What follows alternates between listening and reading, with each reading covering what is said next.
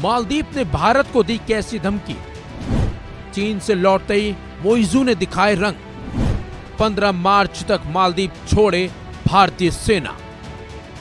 भारत और मालदीव के बीच शुरू हुआ विवाद थमता नजर नहीं आ रहा है, तो उसी बीच मालदीव के राष्ट्रपति मोहम्मद मोइजू ने चीन से वापस आने के बाद ही अपना रंग भी दिखाना शुरू कर दिया है। मालदीव वापस लौटते ही उन्होंने एक बार फिर भारत से अपने सैनिकों को वापस बुलाने को कहा है।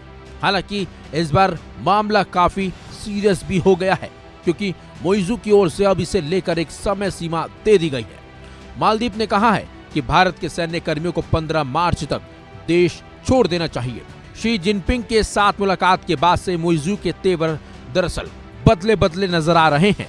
मालदीव राष्ट्रपति कार्यालय में सार्वजनिक नीति सचिव अब्दुल्ला नाजिम इब्राहिम ने कहा, भारतीय सैन्यकर्मी मालदीव में नहीं रह सकते। राष्ट्रपति मोहम्मद मोइजू और इस प्रशासन की नीति है। रिपोर्ट्स के मुताबिक वर्तमान में मालदीव में 88 भारतीय सैन्यकर्मी हैं। लगभग 2 महीने पहले भी राष्ट्रपति मोइजू ने भारतीय सैनिकों की वापसी की बात कही थी। मोहम्मद मोइजू भारत विरोध के लिए जाने जाते हैं और इंडिया आउट प्रचार के जरिए वो सत्ता में आए हैं।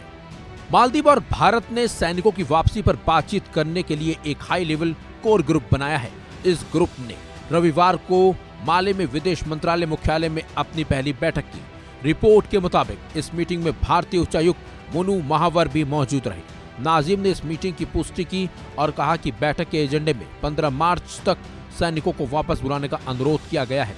मालदीव से भारतीय सैनिकों की वापसी मोइजू का प्रमुख चुनावी वादा रहा भी है।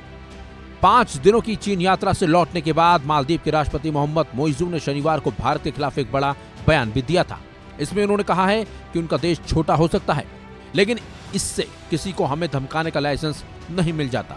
मोइजू ने यह बयान ऐसे समय में दिया है जब मालदीव के मंत्रियों की ओर से पीएम मोदी के खिलाफ अपमानजनक टिप्पणी की गई थी।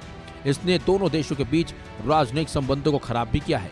चीन की यात्रा से लौटने पर उन्होंने मीडिया से किसी देश का नाम लिए बिना कहा, हमारे पास इस महासागर में छोटे द्वीप हैं, लेकिन हमारे पास एक विशाल विशेष आर्थिक क्षेत्र है। मालदीव इस महासागर का सबसे बड़ा हिस्सा रखने वाले देशों में से एक है। नवंबर में पदभार संभालने के बाद मोइजू की ये पहली चीन यात्रा है। भारत पर परोक्ष रूप से निशाना साधते हुए राष्ट्रपति मोइजू ने कहा है कि यह महासागर किसी विशिष्ट देश का नहीं है, यह हिंद महासागर इस क्षेत्र में स्थित सभी देशों का है। फिलहाल मोइजू के इस बयान के बाद साफ साफ है कि वो चीन के बहकावे में आ गया है और वो अब भारत से आर पार की लड़ाई करना चाहता है। फिलहाल देखना होगा कि भारत इस पर क्या बयान देता है। इस खबर में बस इतना ही। अपडेट्स के लिए बने रहिए वन इंडिया हिंदी के साथ।